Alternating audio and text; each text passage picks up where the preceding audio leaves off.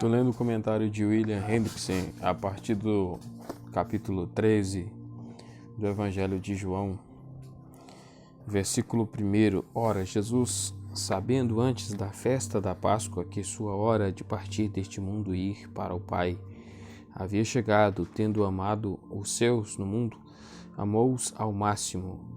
O fato de que estava agora para partir deste reino da humanidade, para o significado de cosmos, veja a página 98, nota 26, é que em 3 e 1 o significado 2 parece provável, e que ele estava para ir para casa, isto é, voltar para o Pai.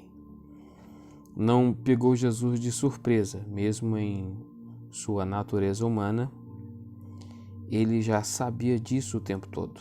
Muito antes desta festa da Páscoa, do ano 30 a.C., foi no pleno e sereno conhecimento desse fato que ele considerou os significativos acontecimentos da Semana da Paixão.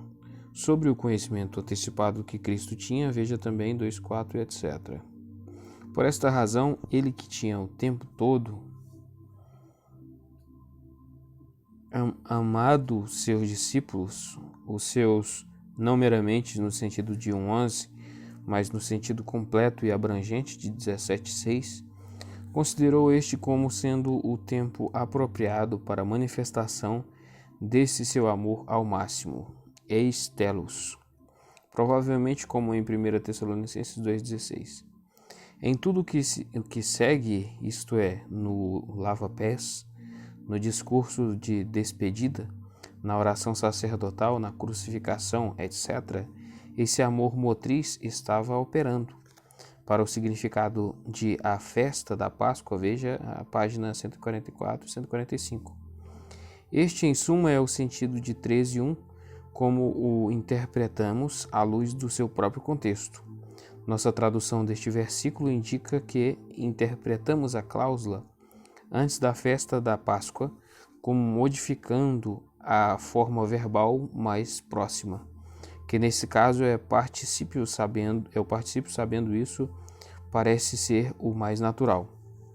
Admitimos, entretanto, ser gramaticalmente possível construir essa frase com o verbo principal amou-os, se isso for interpretado como significando que bem no começo da semana da Páscoa Jesus mostrou seu amor mais gloriosamente ao lavar os pés aos discípulos.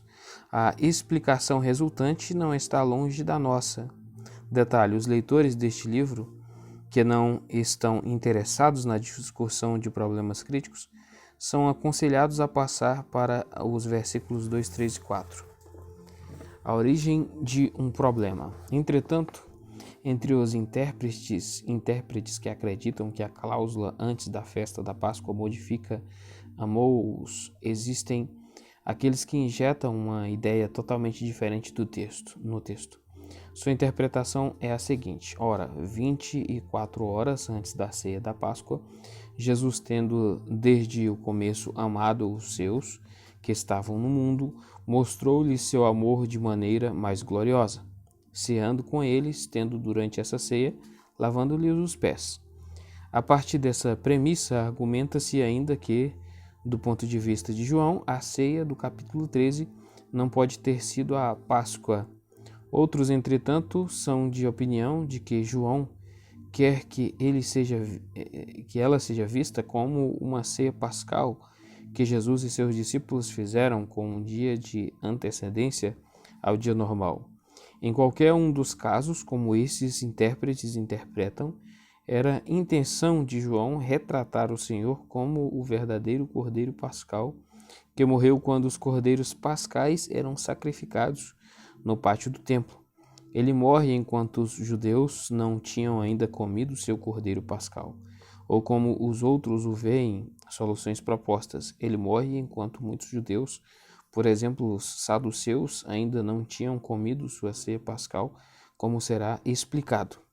Apoio adicional a esta ideia, ou seja, de que a refeição de João 13:2, de acordo com o ponto de vista do autor do quarto evangelho, precede por um dia ou uma ceia pascal, é encontrado por alguns intérpretes Em 13:29, compre o que precisamos para a festa, cuja sentença é então interpretada como compre o que precisamos para a ceia pascal.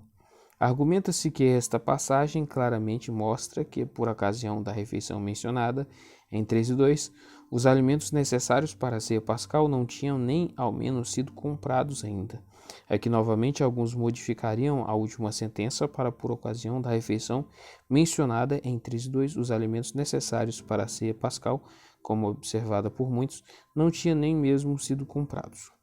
Uma passagem adicional considerada como sendo um forte baluarte em apoio desta teoria é 18:28, que mostra, segundo esses intérpretes, segundo o ponto de vista de João, na manhã exata da crucificação, o cordeiro pascal não havia ainda sido comido por ninguém. Com referência aos homens que levaram Jesus de Caifás ao pretório, lemos: eles não entraram no pretório para não se contaminarem, mas poderem comer a Páscoa. E aqui, uma vez mais, alguns intérpretes, soluções propostas, 9, diriam que 18:28 mostra que, do ponto de vista de João, muitos judeus, na própria manhã da crucificação, não tinham comido ainda o cordeiro pascal. Mas, tanto quanto possível, deixaremos 18:28 fora de consideração da presente discussão. Veja, entretanto, sobre este versículo, o problema é apresentado. O problema que resulta é como segue: Mateus, Marcos e Lucas, Mateus 26:17, claramente ensinam que Jesus e seus discípulos comeram a ceia pascal na hora prescrita e que ele morreu no que chamaríamos no dia seguinte, Marcos 15:1, mas se os intérpretes cujos pontos de vista descrevemos estiverem corretos, então João ensina que Jesus morreu antes de os judeus terem comido seu cordeiro pascal, ou de acordo com alguns, Jesus morreu antes de muitos judeus o terem comido. Teria Jesus morrido depois da ceia pascal conforme os sinóticos, ou ele morreu antes da ceia pascal, como dizem alguns segundo João? Esta é a questão, as soluções propostas. Com relação a uma possível resposta ou solução, as seguintes opiniões foram expressas. Uma solução verdadeira que leve em consideração todos os dados das Escrituras ainda não foi proposta. O problema é muito difícil. Frequentemente, aqueles que expressam essa opinião propositadamente evitam dizer qualquer coisa que possa criar a impressão de que eles acreditam que João e os sinóticos estão em desacordo. Eles acreditam que de alguma forma existe uma solução, mas que ela não foi ainda encontrada. Isso é honesto e temos o maior respeito pelos homens que dão esta resposta. Geralmente são estudiosos cuidadosos de convicção ortodoxa. Outros, entretanto, acreditam que não há solução, que as fontes simplesmente nos deixam completamente no escuro e que tudo o que sabemos é que Jesus morreu por volta da hora da festa da Páscoa. 2. Os sinóticos e João se contradizem. Os sinóticos estão corretos, João está errado. Essa é a linha geral da resposta dada por G. Dalman, Jesus, Yeshua, Nova York, 1929, página 88,106.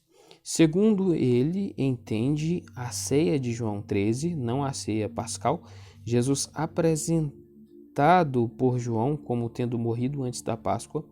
Os sinóticos são mais objetivos do que o quarto evangelho com respeito a este assunto. Alguns autores que são da mesma opinião, posicionando-se ao lado dos sinóticos contra João, embora com variações individuais, são também F.C. Baur, D.F. Strauss, W. Bauer e muitos outros. 3. Os sinóticos e João se contradizem. João está certo. Os sinóticos estão errados. Assim pensam J.H. Barnard e etc. M. Dodds simplesmente afirma que, segundo João, embora não de acordo com os sinotistas, Jesus sofreu como o cordeiro pascal no dia da Páscoa. 4. O problema é resolvido tendo-se em mente que Jesus e seus discípulos comeram a Páscoa na noite de quinta-feira, quando a maior parte do povo judeu, incluindo os fariseus, também a comeu, e que os saduceus celebraram a Páscoa na noite seguinte. sexta-feira. Em João 13:2, a ceia é a Páscoa dos sinóticos. Em 18:28, a Páscoa é dos saduceus. Portanto, quando os sinóticos indicam que Jesus morreu depois da ceia pascal, eles estão corretos. E quando o quarto evangelho, em 18:28, ensina que ele morreu antes da ceia pascal, ele está correto também. Várias razões para se comer a ceia pascal em 2 dias são dadas por diferentes autores.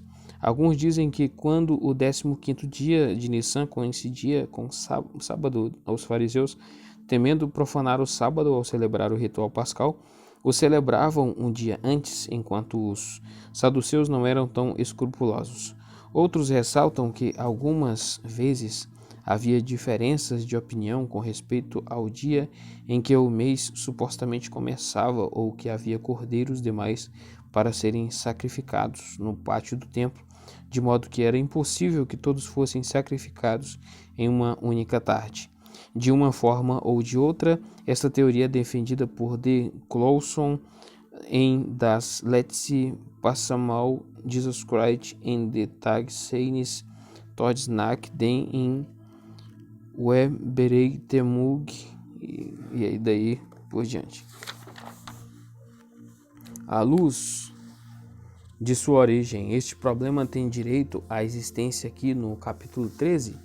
Qualquer tentativa de resolver o problema pressupõe que existe um problema legítimo, mas no que diz respeito ao capítulo 13, existirá de fato. Não está claro que o problema se origina de suas premissas. A ceia de 13:2 não é a mesma ceia pascal descrita nos sinóticos, exceção àqueles que estão a favor da solução proposta. 4. A consideram como tendo sido a mesma e b. que o termo festa em 13:29 cumpre o que precisamos para a festa, refere-se à ceia pascal e ao cordeiro comido na ceia. Se não fosse por estas duas suposições, não haveria problema aqui no capítulo 13, mas veja também sobre 18:28, estas suposições são justificadas? Quanto à primeira suposição, já foi mostrado que ela repousa não apenas sobre uma construção do texto grego, o que não é, de modo algum seguro, a ideia de que a frase antes da festa da Páscoa modifica amou-os em 13:1, mas sobre uma interpretação ainda mais incerta que é sobreposta a essa construção incerta, como se o texto fosse, ora, 24 horas antes da ceia pascal, Jesus mostrou seu amor fazendo uma refeição com seus discípulos, isto é, a refeição de 13:2. Quanto ao restante, podemos com segurança deixar que o leitor decida se João e os sinóticos estão ou não falando da mesma ceia. Aqui seguem as evidências. Por gentileza, compare os dois relatos. A ceia, como descrita por Mateus, Marcos e Lucas. E quando a hora chegou, ele se sentou e os apóstolos com ele, e ele lhes disse: com grande desejo tenho desejado comer esta Páscoa com vocês antes de sofrer. E ali surgiu também uma disputa entre eles sobre quem devia ser considerado o maior. E ele lhes disse: aquele que é maior entre vocês, torne-se o mais jovem, e o líder como aquele que serve, pois quem é o maior é aquele que senta à mesa ou aquele que serve. Não é aquele que se senta à mesa, mas eu estou no meio de vocês como aquele que serve. Lucas 22:14. A disputa sobre grandeza, Lucas é o contexto natural para o lava-pés. João. A ceia como descrita por João. Muito solenemente lhes asseguro, o servo não é maior do que o seu senhor, nem o enviado é maior do que aquele que o enviou. 17. Se vocês sabem estas coisas, serão bem-aventurados se as praticarem. 13:16-17. E quando eles estavam comendo, Jesus disse solenemente: lhes asseguro, um de vocês me trairá, um que está comendo comigo. Isso é seguido por um relato detalhado da relação a esse surpreendente anúncio por parte dos discípulos. Marcos 14, 17-21 e Mateus 26, 20-25.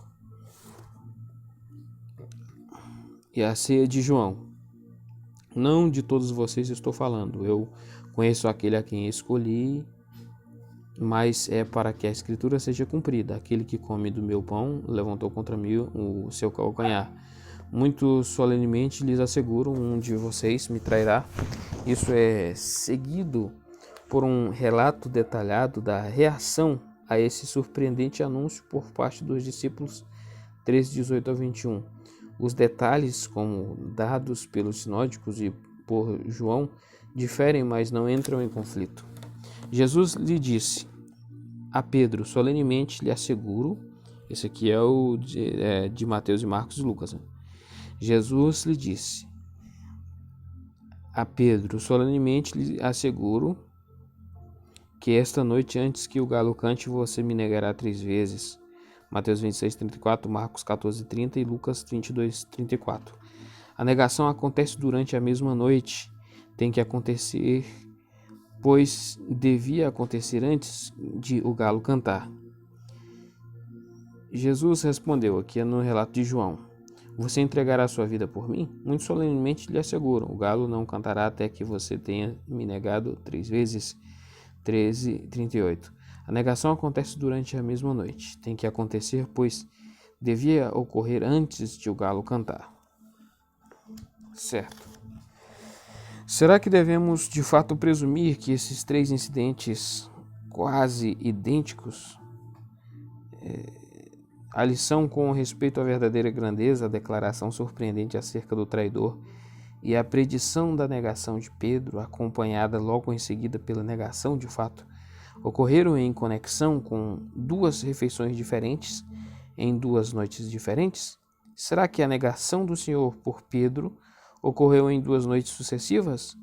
Não está claro que os sinóticos e João estão descrevendo a mesma ceia e que João, depois de ter lido os relatos dos outros, acrescentou alguns detalhes. Tendo estabelecido que esse foi a mesma ceia, agora temos o direito de ir aos sinóticos e perguntar que tipo de ceia foi essa, a partir das passagens de Mateus 26:17 e etc. Mateus 26:17, Marcos 14:12-14, Lucas 22:11 e 14:15. Fica claro que essa foi a ceia pascal, que essa ceia foi tomada na hora certa, isto é, na noite que se seguiu à tarde, na qual, segundo a lei de Moisés, os cordeiros eram mortos. Fica claro a partir de Lucas 22:7, Jesus foi crucificado no dia seguinte, Lucas 22:66, que o dia da morte de Cristo era uma sexta-feira antes do dia de sábado, expressamente afirmado em Marcos 15:42 e Lucas 23:54. Era o dia da preparação, Parascum, que era há muito tempo o termo normal para sexta-feira na língua grega, como meu calendário grego também o indica. Ora, João está em total harmonia com isso. Ele também relata que Jesus morreu na sexta-feira, 19:14. Pode-se também chegar a este resultado fazendo-se a abordagem a partir de outro ângulo. Segundo o 4º evangelho, Jesus ressuscitou no primeiro dia da semana, portanto no domingo, começando dali e retrocedendo no Novo Testamento. A cronologia de João se torna clara. No dia anterior a este domingo, seu corpo entrou no túmulo, 19:31. Na sexta-feira ele foi crucificado, 19:30-31. Como 18:28, observe a expressão era de manhã, claramente começa um dia novo. A sexta-feira, é evidente que os acontecimentos relacionados em 18:1-27 se referem ao dia precedente, isto é, a quinta-feira, mas 18:1, quando Jesus tinha falado estas palavras, ele saiu. Indica que o discurso de despedida e a oração sacerdotal pertencem à mesma quinta-feira. E uma comparação entre 13:38, o galo não cantará até que você tenha me negado 3 vezes, e 18:25-27. A negação de Pedro mostra claramente que os acontecimentos registrados no capítulo 13 do Evangelho de João ocorreram na noite dessa quinta-feira. Estamos, portanto, em total acordo com SBK, página 841, crendo que há pleno acordo entre João e os sinóticos a esse respeito, ou seja, que a ceia de 3:2 é a ceia pascal dos sinóticos e que ela acontece na noite de quinta-feira, a noite anterior à morte de Cristo. Isso nos leva à discussão da segunda suposição mencionada na página 143 e 144. Será que o termo festa em 13:29 cumpre o que precisamos para a festa? Tem relação com a ceia pascal e com o cordeiro comido nesta ceia? Devemos observar o seguinte: o povo judeu tinha total conhecimento do fato de que a lei tinha estipulado um dia em especial para a matança dos cordeiros. 2 noites separadas para comer o cordeiro teriam causado a maior confusão. Os saduceus que administravam os negócios do templo com certeza não o permitiram. Veja M. Gogel. Além disso, será que o termo disputado em 3:29 se refere a uma ceia pascal? Já foi mostrado, veja a página 144, que o Antigo Testamento chama a Páscoa de uma festa de 7 dias, Ezequiel 45:21. O Novo Testamento evidencia o mesmo uso. Dessa forma, aplica o nome Páscoa a toda festa de 7 dias de pães asmos. Ora, com respeito ao termo festa em 3:29, o que esse termo, quando aplicado à Páscoa, significa em outro ponto no quarto evangelho? O fato notável é que, com toda a probabilidade em outros pontos, ele tem o significado de festa de 7 dias. Foi enquanto Jesus estava na festa da Páscoa que muitos, ao verem os sinais que Jesus fazia, creram em seu nome. 2:23. É óbvio que Jesus não fez estes sinais durante a ceia pascal. A festa aqui, evidentemente, compreende toda a celebração dos 7 dias.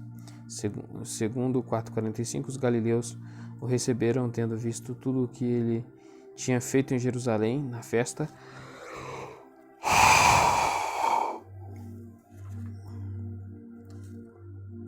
Pois eles também tinham ido à festa. Está claro aqui, novamente, que a festa não pode se referir a qualquer outra coisa senão a festa de 7 dias. A próxima referência, a festa da Páscoa, a identidade da festa em 5.1, é disputada como foi explicado. Página 216 e 219. É 6.4. Ora, a Páscoa, a festa dos judeus, estava se aproximando. Encontramos exatamente a mesma expressão em 7:2. Lá também a festa estava se aproximando, mas nessa vez era a festa dos tabernáculos. Entretanto, 7:37, o último dia, o grande dia da festa, claramente mostra que a referência inclui todos os 7 dias, ou 8. Se isso for verdade com respeito a 7:2, para que não com respeito a 6:4, em que o mesmo autor usa a expressão idêntica.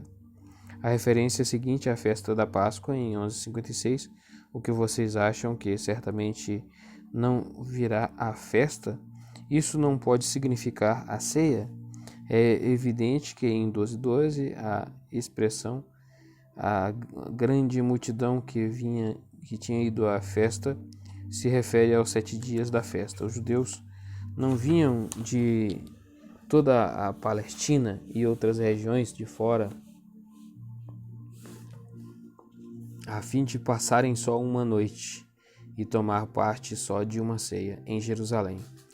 De modo semelhante, a ceia 13.2, que pertence à festa 13.1, indica a ceia pascal, que era parte do 7º dia de celebração. Ora, se em todos os textos fora de 13:29, em que João emprega o termo festa com relação à Páscoa, ele sempre, sem exceção, refere-se à festa completa de 7 dias, porque ele não usaria o termo no mesmo sentido em 13:29. Portanto, é plenamente lógico que ao termo festa na expressão cumpre o que precisamos para a festa se deve à interpretação que lhe é atribuída em outras passagens no Evangelho de João, não seria justificável atribuir-lhe qualquer sentido diferente. Fica evidente que a ceia do capítulo 13, que ocorreu na primeira noite da festa da Páscoa, era a ceia pascal normal da noite de quinta-feira. Também fica evidente que não há nada no capítulo 13 que contradiga a ideia de que ele foi crucificado na sexta-feira, o 15º dia de Nissan, com total consequência do fato de que estava para retornar ao Pai. Jesus, que tinha amado os seus o tempo todo, sabia que a hora apropriada havia chegado para revelar-lhes ao máximo seu amor. 2,4. E na ceia, o diabo, tendo já colocado no coração de Judas Iscariotes, filho de Simão, traí-lo, Jesus, sabendo que o Pai tinha dado todas as coisas em suas mãos e que ele tinha vindo de Deus e estava voltando para Deus, levantou-se da ceia, colocou de lado suas vestes e, tendo pego uma toalha, amarrou-a na cintura. É a noite de quinta-feira, o sol tinha se posto, é hora da ceia. A tradução tendo terminado a ceia de Yahvé deve ser rejeitada. É baseada em uma leitura inferior, genomenon, ou em vez de ginomenou. Mas mesmo que esta versão não significa necessariamente a ceia tendo terminado, a lavagem dos pés naturalmente ocorre no começo da ceia, não no final. A situação é retratada aqui como segue. Jesus e os discípulos tinham vindo de Betânia, os pés protegidos apenas por sandálias ficaram parcialmente expostos à areia e à poeira. Eles estavam sujos ou pelo menos desconfortáveis. Nessas circunstâncias, a lavagem dos pés era um costume. O anfitrião, embora tomava as providências para que fosse feita, era, no fim das contas, uma tarefa servil, ou seja, uma tarefa a ser feita por um criado. Quando João Batista desejou expressar seus sentimentos de indignidade em comparação a Cristo, ele não conseguiu pensar em nada melhor para expressar isso do que dizer que ele se considerava indigno de se ajoelhar e desatar as correias das sandálias de Jesus e tirá-las. Com o 25:41, então, com o objetivo de lavar os pés do mestre. Veja as páginas 155 a 116. 155 e 116. 1 Samuel 25:41, então, Abigail, se levantou e se inclinou com o rosto em terra e disse: Eis que a tua serva é criada para lavar os pés aos criados do meu senhor Davi. Mas aqui no cenário não havia servo. Portanto, um dos discípulos teria de realizar essa tarefa, mas nenhum deles teve disposição. Esses homens eram muito orgulhosos. Uns poucos momentos antes, provavelmente em conexão com a ordem na qual eles se reclinavam em volta da mesa, eles estiveram argumentando entre si sobre a questão de grandeza pessoal, Lucas 22:24. E essa era a primeira vez que disputavam entre si sobre isso. A pergunta: Deus de nós é o maior? Parece ter ocupado continuamente a mente e o coração deles. Eles ainda não tinham compreendido o fato de que a grandeza pessoal era medida com a trena do serviço. O cenáculo tudo está pronto. No cenáculo tudo está pronto. Ali estavam o jarro e a bacia, e ali estavam a toalha de linho. Havia água no jarro. No entanto, ninguém se mexia. Cada discípulo estava esperando que o outro fizesse o primeiro movimento. E entre estes discípulos havia um homem de caráter indescritivelmente vil, que mesmo neste exato momento estava absolutamente determinado a trair o mestre. sim, totalmente resolvido de fato a entregar-lhe por meio de tradição nas mãos de seus inimigos e fazer isto por 30 moedas de prata. Nenhum dos outros discípulos sabia ou suspeitava disso. Era o diabo que tinha injetado esse propósito vil no coração de Judas Iscariotes, filho de Simão, tendo finalmente descoberto que ser um discípulo de Jesus não poderia vir dividendos financeiros e por ser uma pessoa extremamente ambiciosa. Ele estava determinado a não ser expulso da sinagoga, mas em vez disso, a cultivar o favor das autoridades, mostrando-lhe onde Jesus estava. 11:57, veja mais explicações sobre 6:71 e 12, do 4 ao 6.